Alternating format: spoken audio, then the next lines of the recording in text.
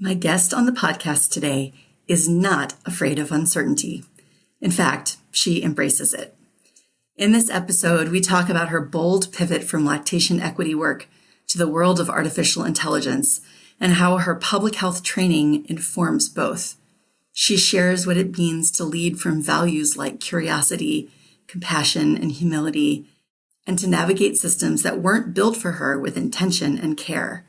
From fighting for birthing people's rights to questioning dominant knowledge structures, she models what it means to bring audacity, not certainty, into courageous public health leadership. You're listening to the Courageous Public Health Podcast, episode 22. To all the courageous women leading in public health, this podcast is your space to turn up the volume on your courage.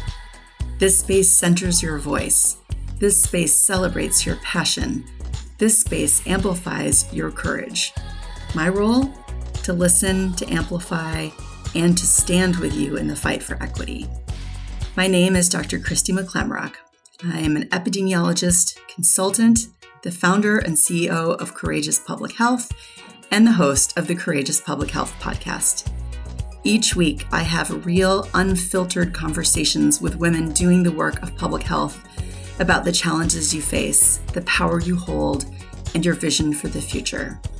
We talk about the authenticity, vulnerability, and courage that you bring, not just to public health, but to every part of your lives. Because courage is about action, even in fear.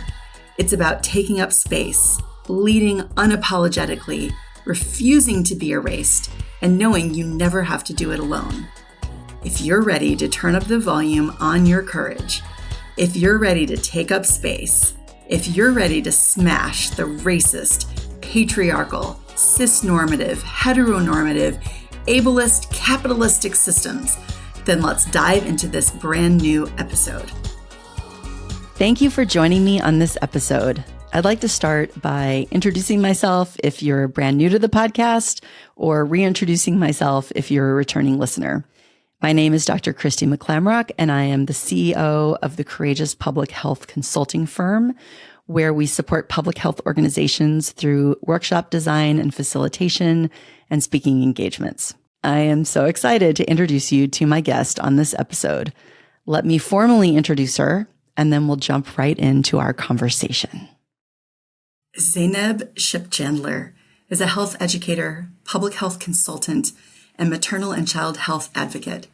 She is passionate about equipping people with the knowledge and skills to navigate health information and services in the age of AI. As director and health education consultant at ZRF Group, she brings her background as a master certified health education specialist to a multidisciplinary team of experts in AI and medicine. She collaborates with clients nationwide to build professional and community capacity in AI and health literacy through workshops, speaking, and curriculum development. Zainab is especially dedicated to supporting families during the perinatal period. She recently became a certified lactation counselor to guide parents through their infant feeding journeys. Her lived experience as a patient, mother of young children, and trusted resource in her community informs and inspires her work. Ready to be inspired? Let's listen to my conversation with Zainab Shipchandler right now. Okay, I am really excited to introduce our guest today, Zainab Shipchandler. I'm going to say it right. Perfect. Zainab Shipchandler, yes. I'm so happy you're here. I'm so happy to be here. Thank you so much for having me. It's so funny. We've just been talking for half an hour before we even started the podcast. So we had a lot to catch up on. It's been so long. We've had a lot to catch up on. Yes. And we have to do our shout out to Charlotte Huntley again. I'm so glad. Charlotte. I was like, I need to talk about Dr. Huntley on this podcast at some point. Yes. Yeah, she's amazing. Yes. She actually gets a lot of shout outs on this podcast because she's such a great connector. So she is. Mentor, refer, all of the things. Yeah. Yes, refer. I love that. Yep. So let's start by having you introduce yourself to our listeners. Yes, absolutely. So my name is Zainab Shipchandler. I'm a public health professional, consultant, master certified health education specialist, bit of a mouthful. I've recently become a certified lactation counselor, so very passionate about maternal and child health. I'm a mother myself to 2 little ones, 5 and under, so keeps me very busy. And I'm also the director and consultant at ZRF Group. That's our company that's focused on health literacy, digital health literacy, and most recently AI literacy for particularly health professionals and communities. So that's kind of the overview. Great. Yes. And then we had this like really interesting part of the conversation about like your identity. Yes. Thank you for reminding me. Yeah, like maybe like I would love for you to share some of that. Of course. So I identify as a woman of color, particularly being South Asian descent. My parents are from India, and I was born in Houston, Texas. Shout out to H-Town. Yes. But being a first generation American, I guess that's the right terminology. First generation born here in the U.S. So that's kind of part of my identity. Being Muslim is also part of my identity, as well as wearing the rida, which is a type of hijab. So this is what I wear when I go out and about. So kind of, helps me stand out sometimes a little bit, mostly in a good way, I would hope. Yeah. Great. Oh my gosh. Thank you for sharing that. Yes. My pleasure. Because, we all have lots of parts of our identity, right? Yeah.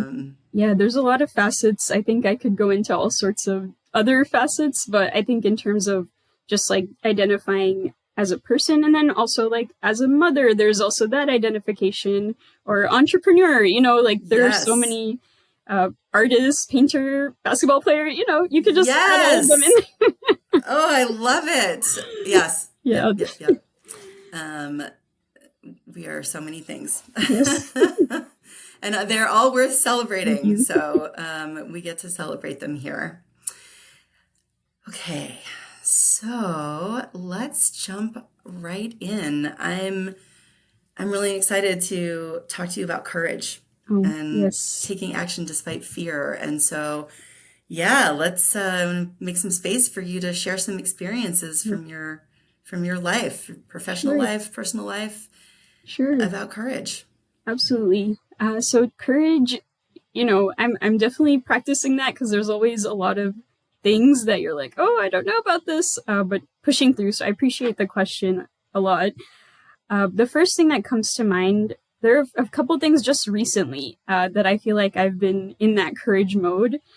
So first one being that I recently became a certified lactation counselor. And that was really amazing journey overall. Kind of stemmed from the fact that I had a lot of struggles with my lactation journey the first time around. With the irony being like, I was really into breastfeeding, like as a subject, as a public health topic. I wrote papers in my undergrad and master's about like breastfeeding promotion in global health context, or like in the US. And I was involved in like doing prenatal education when I worked at a children's hospital which included breastfeeding, right? So academically, like by the book, I kind of knew. I took one breastfeeding class. I thought like, hey, I got this, right? But there are just so many things that came up externally, internally, like that happened. I was just like, wow, this is not the same. Like knowing about it as a subject and actually doing it are two different things. And that kind of led me to go on a path of like really educating myself. And from an individual, like as a patient, what do I need to know to be empowered and to advocate for myself? So when I had the opportunity to try again, like I had a much more successful journey and felt so, just proud of myself for being able to navigate that. And so throughout that process, like I started hearing my friends or community members like have struggles, and I was just like, I want to tell them what I know. Like, this is this is so exciting. But then I was like, wait, I'm not really qualified to do that. Like, I can give them generic information, but to say, hey, this is what you need to do in particular, like, I don't have that, or suggestion, what I would suggest. I don't have that credential, right, to back that up. So I did my research, like, in the middle of the night while I was, nursing my own baby. Like, I would be like, I want to become a lactation professional. And I just dove into that, and it was amazing. Like, I just loved learning more about, how milk is made and all the details. But I think when it came to the parts where it's like, these are the best practices, like, this is how you're supposed to show up as a support professional, lactation support professional, like, I was just like, it kind of brought up a lot of those memories of like, why didn't anyone give me this evidence-based information? Like, what they told me was not correct. Because a lot of professionals aren't trained, unfortunately, in lactation. It's just not in the training that's available. And that happened, or things where I was just like, I asked for help and I got the incorrect support. I didn't get the support. I didn't know where to get the support. So there was just a lot of gaps in my own that I figured out while I was in the course. So that was really challenging to really have those feelings come up and having to really heal from them, because I knew that if I'm in a position to be a lactation counselor for someone or to teach a class or something, I can't have my own, stuff, emotions, feelings, like, affect what the education I'm giving. And so that was really part of my healing, is to say, hey, like, I know the support I got was either not there or maybe inaccurate, but look what came out of that. Like, the empathy I can have for people going through something similar, or just, the fact that spurred me to be in a position today to be a support person for others who look like me, who are in my community that may not feel comfortable seeking support from others, right? So that's just something I've been really that, like, I think a lot of people hear about like post-traumatic stress, but this is like that post-traumatic growth. So that was kind of a healing process for sure. I love that.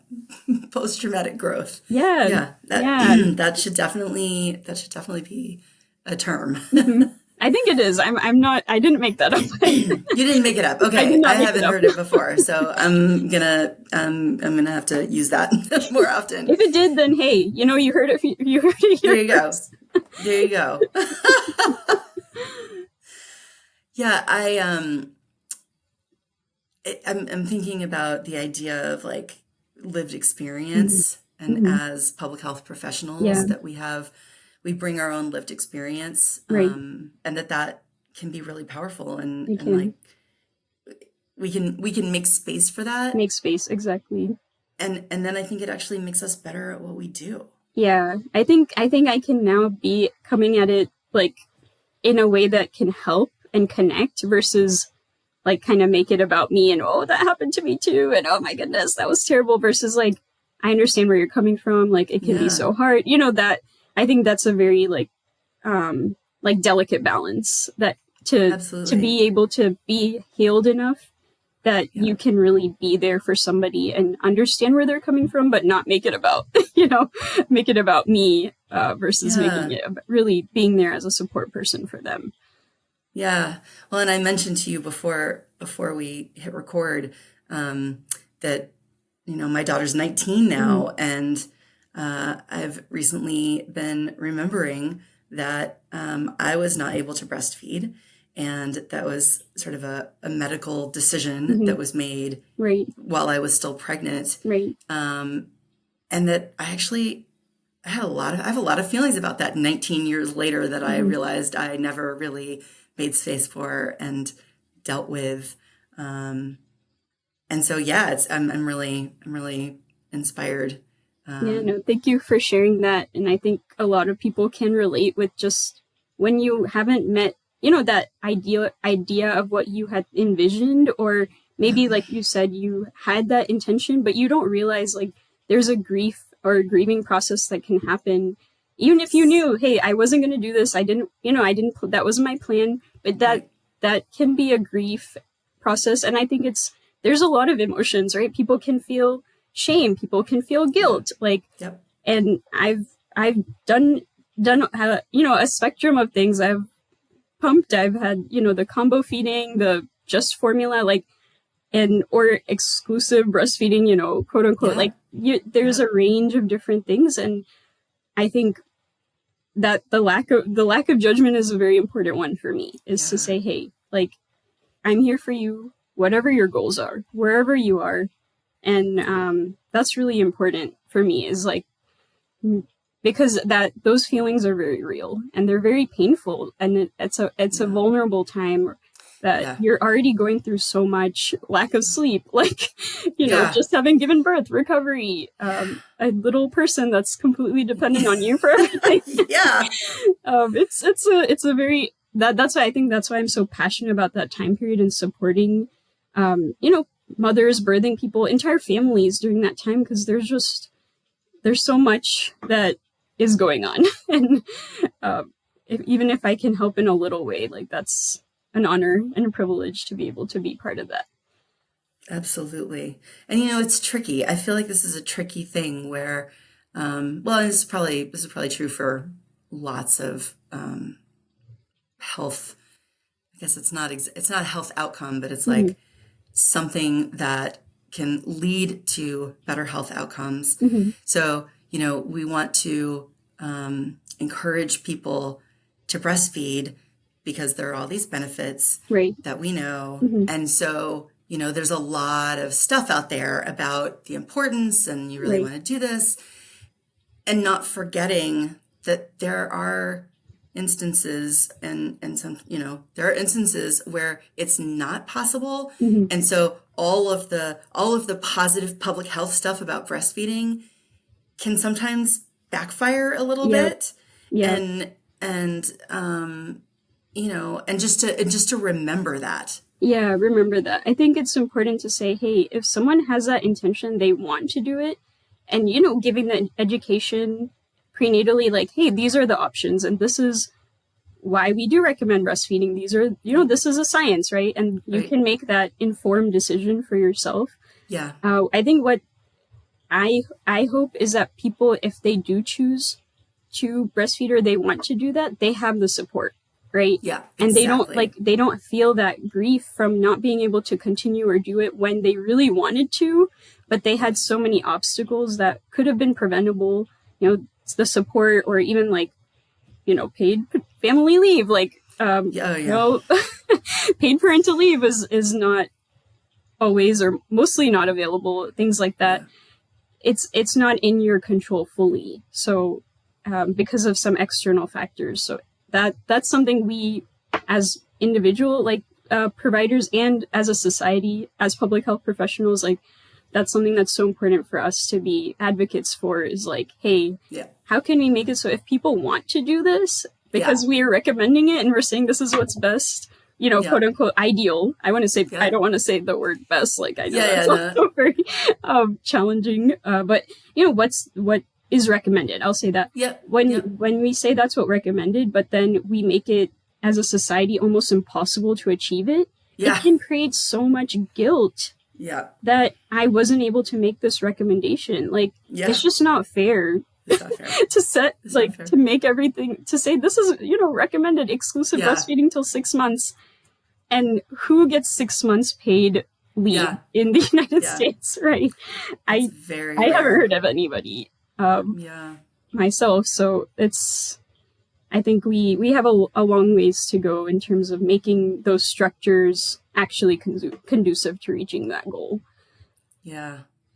That's a great example of courage. And as you said, it's one that you're in the middle of the courage right now. Yeah. And I haven't really started practicing, so to speak, because I just got certified. So I'm still like figuring out exactly how I want to pursue that. But just even being like someone in my community that I can just lead them in the right direction. Like, hey, this is a resource, or it's just that's very meaningful to just be able to do that even a little bit.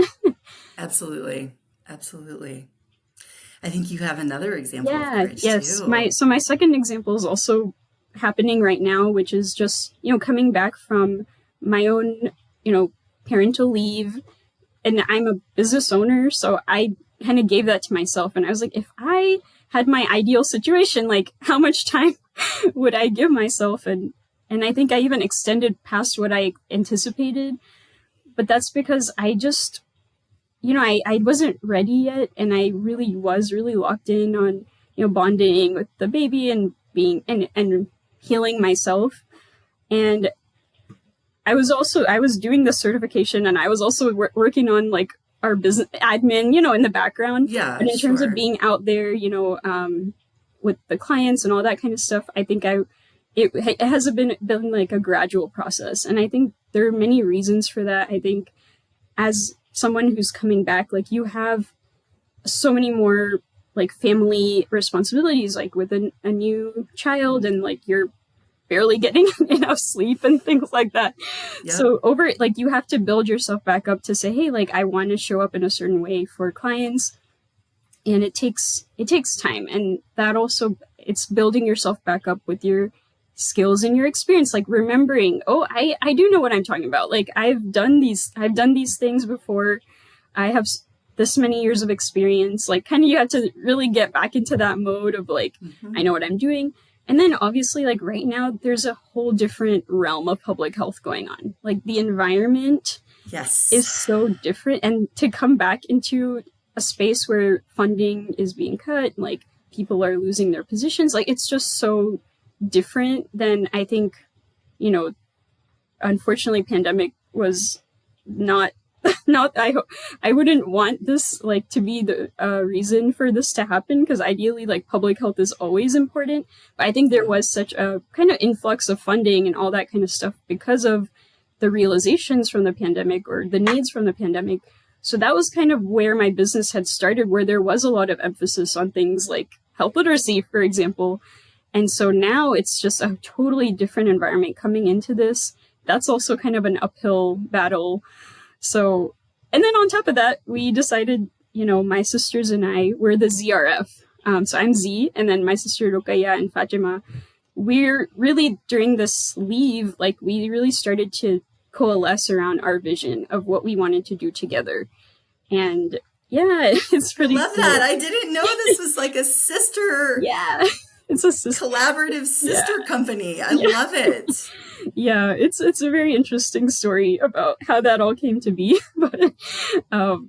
Yeah, I mean, I can mention like my father, Zainab Shipchandler. He literally had that idea. He was like driving down the road on the freeway one day, like years and years ago, and he just like took an exit and he decided to incorporate like ZRF Group.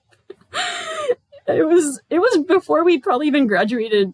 Or maybe I was in college, or like it was very early on. And he was just like, when are y'all starting your business? Like, I have this business ready to go for you. Oh, what a sweet. I mean, that's lovely. Yeah. So I think we are finally like literally like over a decade later, we're at the point where things are coalescing.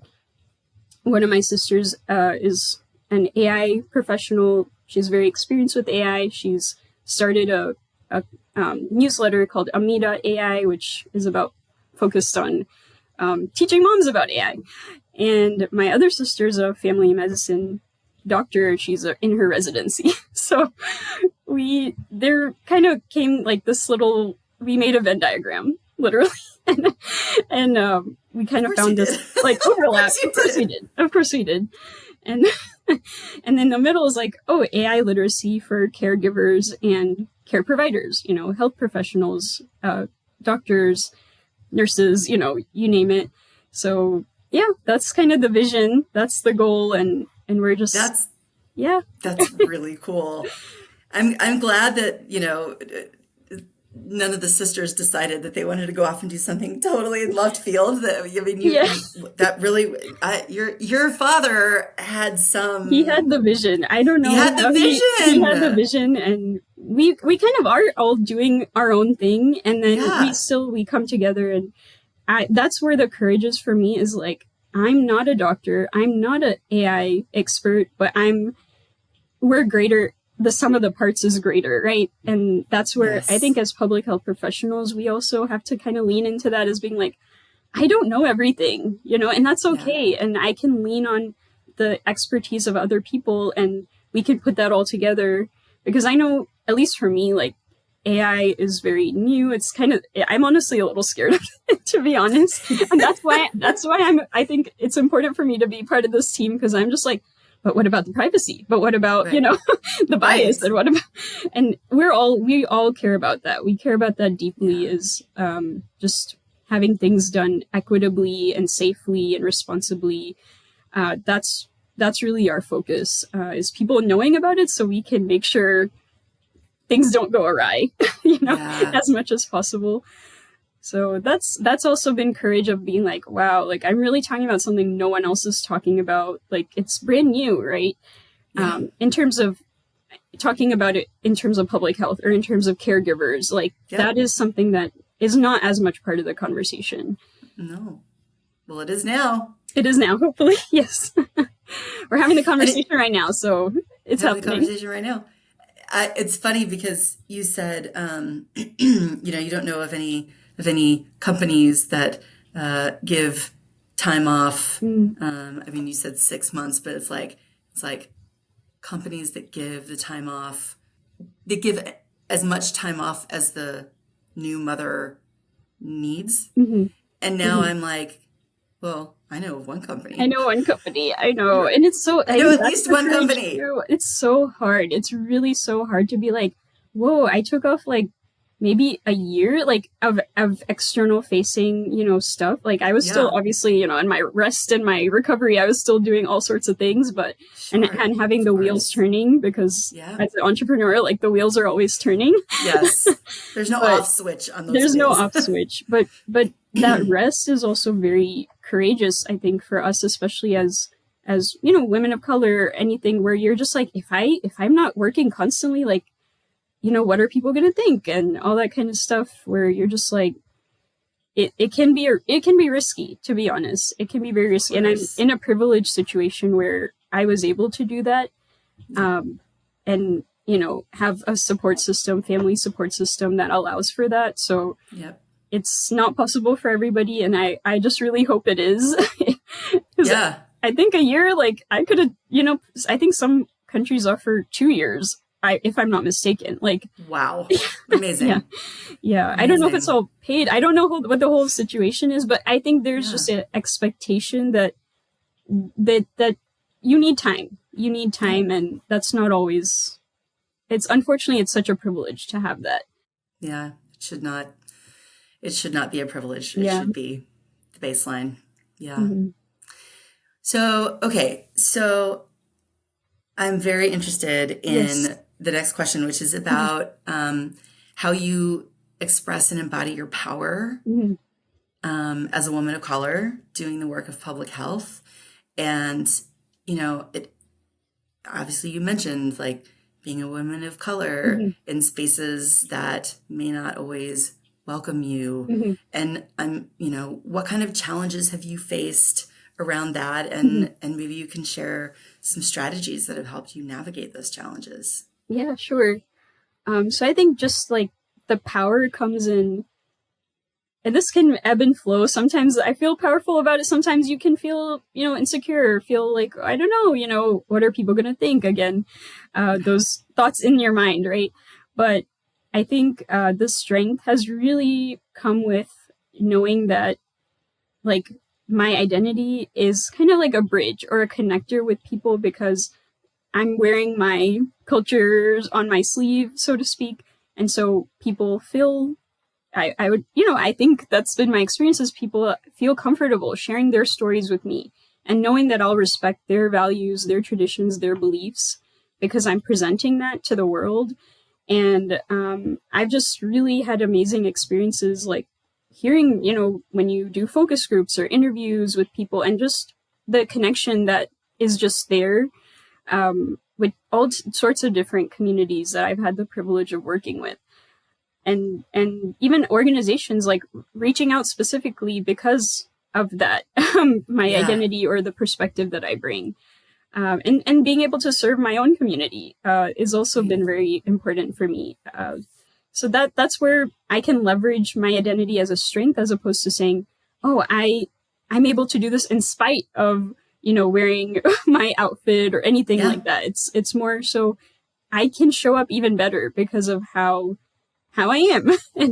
and that's always just a nice feeling when you're able to just say like, there really is nothing wrong with me. that I don't have to conform to everyone else to be accepted. I'm bringing something different and amazing to the table, right?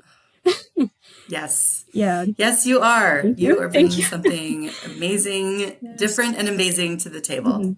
Yes. Yeah. So that was one of the things I was going to say is like, sometimes it's like a square peg in a round hole and you're just trying to make something work and it's just not clicking, and there's really not anything wrong with anybody or anything in that situation. It's not a good fit. And I think that's kind of one of the things I've realized over time is like, it's every opportunity isn't going to be right for me or vice versa. Like, and that's okay. That's totally okay. And the other strategy is like when it is hard to get buy-in because of whatever reason, being a small business or being, women owned or whatever the case may be, having just those people who are like in your corner, like we mentioned, Dr. Huntley, like there's so many other, I could go on and on about all my different people who have referred me or given me a platform like yourself, hired me to help support their projects or, all of those types of things. Like I've just been so lucky in that sense. But at the same time, you have to back it up. If you're referred or anything, you have to be able to show up and give your work samples and do all those things and make sure that you can execute. But I think it helps to just have people to vouch for you who really know you, right? And can vouch for you in a very personal way. So we can do like a combined shout out to all of those people. You know who you are. You know who you right? are. You absolutely know who you are. And I'll tell them. I'll send the podcast to them. I'll be like, I was talking about you. There you go. I mentioned you. You know who you are. Oh, I love that. I love that. Well, the last question that I have for you is about vision and your vision for the future. And I'm thinking about, your vision for public health, your vision for the communities, both that you're in and that you serve. And I know there's a lot of overlap there. And also, of course, your personal vision. Yeah. What's next for you? Yeah. So I guess we can cover all those, hopefully. Yeah, great. Let's go. Vision, let's go. The vision, I would say, for public health or for, us as a field is really that we're in front of things, especially from the technological aspect. We really had to play catch up during the pandemic with the social media and the infodemic, right? That was happening alongside the pandemic with the misinformation, disinformation, echo chambers, social media echo. And we really had to figure out how to address all of those things like on the fly. And we were seeing the repercussions in real time.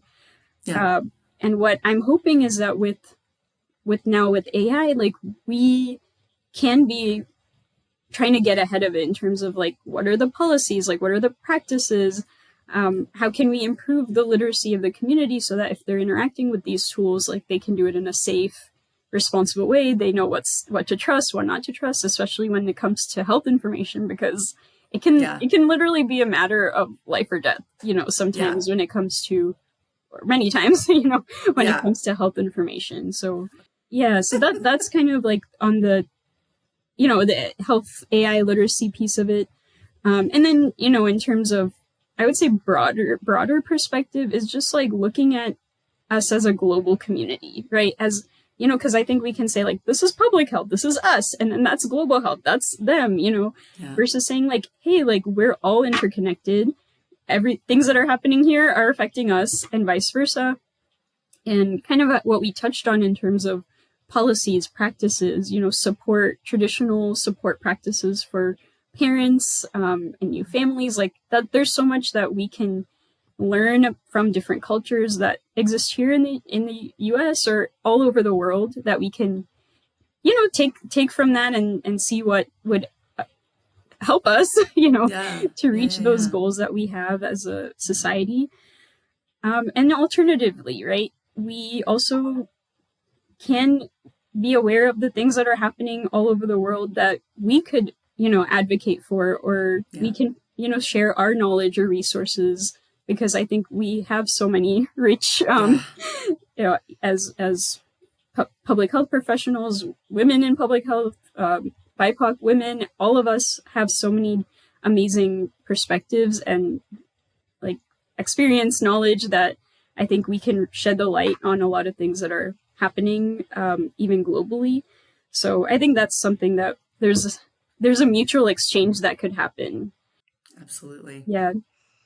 So that's something I'm trying to be mindful of, is like, even with the lactation support piece, like where locally and where all over the world is like, where can I find those organizations that are, addressing lactation support, even in emergency situations, right? Where there's a lack of resources, or, this threats to safety and all that kind of stuff. Like, that's really important. And sometimes they might not be getting the support they need. So that's something I've just been keeping an eye out and trying to support when I can. Yeah. And I guess the last piece. Yeah. And then there's like that last little piece about the vision for your future, which, that's like, oh no, I have to think about myself. Oh goodness. Yes. A lot of times it's much easier to be like public health. And then, that's part of my vision for myself is, and as a woman of color, as all of my identities, is sustainability. Like, that's my word, is really trying to do it in a way that I can sustain, that I'm not neglecting my own health or, time with my family or doing things that bring me joy, because I'm really focused on the visions, the prior visions, which are, absolutely I'm so passionate about. And, you have that ambition about wanting to succeed in your business and all those types of things. It's always like a balancing where, okay, I can do those things, but I can also, like I said, ride my bike, like paint something, play with my kids, just, or, play some basketball. Play some basketball. I really need to start doing that, by the way. It's been a second. I really want to, like, my goal, I realized, like, I want to shoot a 3-pointer. Like, let me get back to that point. Yes. You know what? You get to make space and time to go shoot some 3-pointers. Right. I love that. Like, I know I got my free throws, but let's go for it. Yeah. Oh my gosh. You're gonna need to have somebody take a video of that and put that on LinkedIn. Oh yeah. I'll send you when it happens. And send it to me. Yeah, send it to me. We'll put it up with the Courageous Public Health podcast. It to the end of the podcast. Yeah, exactly. Okay, well, you might be waiting a little bit of time for that, right. So it might be, you might need to publish the podcast before. Yeah. Yeah, so that I think is just kind of that part of that rest theme, rest is resistance.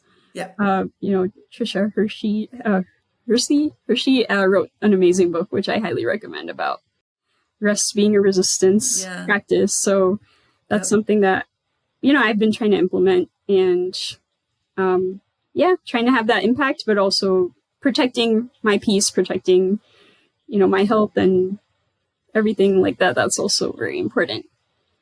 Yeah. So is sustainability, like, is that your word of the year? Do you do the word of the year thing? I think I did. Yeah. Sustain. I possibly had that. Maybe that was last year or this year. I can't remember, but it's been on my mind for sure. Maybe it's for the rest of my life. That's probably what it is. Yeah. I'm sustaining that word. Right. Exactly. Oh my God. You're going to sustain sustainability. Exactly. I love it. And once you choose a word that is like an important word to you, like, even if you choose another one later, I do think that it's like a cumulative exactly effect. Yeah, I think rest was one of my words, so we're adding to them each time. I had audacity, and then I've got ignite, and then bestie is my word of the year, which is about being my own best friend. That's so important. Self-compassion, self-acceptance, like, all of those things have been part of the journey, like that. I love that. Bestie is amazing. I love that. So you're going to sustain sustainability, and I'm going to try to sustain bestie. So it's good. I'll also be your bestie if you'll accept. That's great. Yes. Yes. I love the bestie. It's been so fun to talk to you. Likewise. It's really, it's a real pleasure. So I want to make sure that our listeners know how to connect with you so they can learn more about you and your courage. Yeah, absolutely. It's good stuff. And, thank you again. I just want to thank you again for creating this space, and it's been an amazing conversation. So thank you again. Thank you.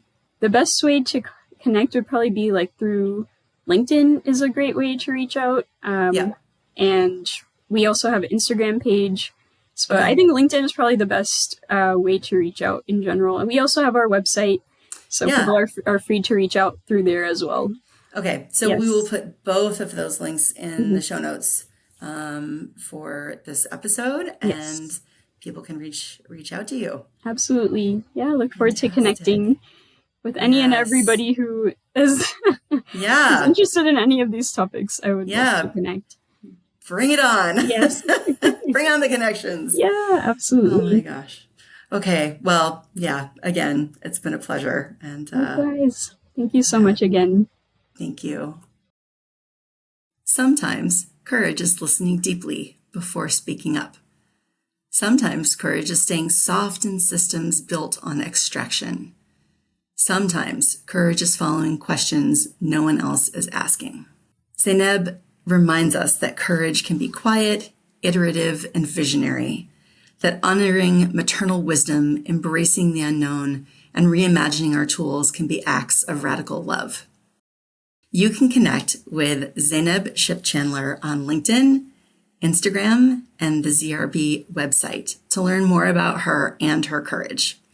All the links to connect with her are on our show notes page, located on our website, courageouspublichealth.com, under episode 22. If you haven't listened to episode 1 of the podcast yet, make sure to go back and check it out. It's where I pull back the curtain. I share why I started Courageous Public Health, what courage really means to me, and how my personal and professional journeys are deeply intertwined. I also share why I'm committed to standing on the legacy of courage, resistance, and leadership that women, and particularly women of color, have carried for generations. Thanks so much for being here. Until our next episode, stay courageous. Thank you for listening to the Courageous Public Health Podcast. Visit courageouspublichealth.com to find the show notes for each episode and learn how to connect with us.